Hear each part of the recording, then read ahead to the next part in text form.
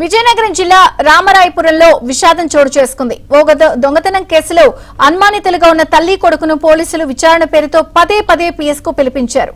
దీంతో మనస్తాపానికి గురైన ఆ తల్లి పొందూరు మండలం పెనుబర్తి దగ్గర ట్రైన్ కింద పడి ఆత్మహత్య చేసుకుంది.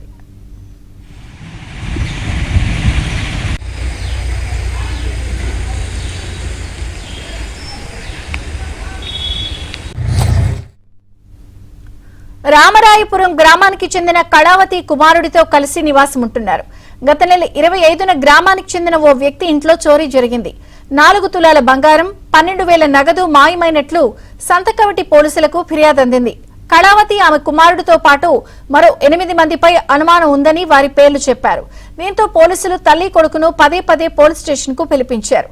దీంతో మనస్తాపం చెందిన తల్లి కొడుకు ఇద్దరూ కలిసి ప్రాణాలు తీసుకోవాలని భావించారు. పెనుబర్తి దగ్గర రైలుకు ఎదురుగా పట్టాలపై నిలబడ్డారు. ఈ క్రమంలో పేగుబంధం గుర్తొచ్చి కుమారుని పక్కకు నెట్టేసి ఆ తల్లి ఆత్మహత్య చేసుకుంది. విషయం తెలుసుకున్న కుటుంబ సభ్యులు కన్నీరు మున్నీరుగా విలపిస్తున్నారు. మా ఊర్లో ఒక దొంగతనం జరిగిందని కంప్లైంట్ ఒక వ్యక్తి ఇవ్వడం జరిగింది. అయితే ఈ కంప్లైంట్లో 15 మందో 16 మందో అనుమానాస్పదంగా పేర్లు ఇచ్చారు.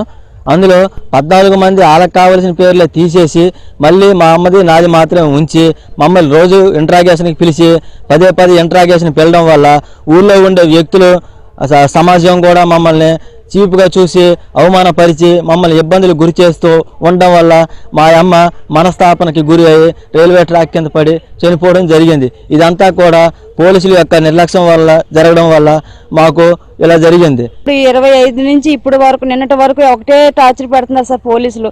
ఆ పెట్టిన తర్వాత నిన్న కూడా పిలిచారు సార్. నిన్న కూడా పిలిచి 10 గంటలకి పిలిచిన తర్వాత పెట్టారు టార్చర్.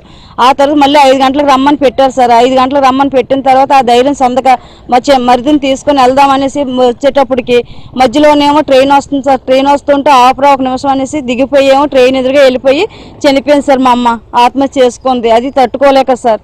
మాకు ఏ న్యాయం చేస్తారో మీరే సార్.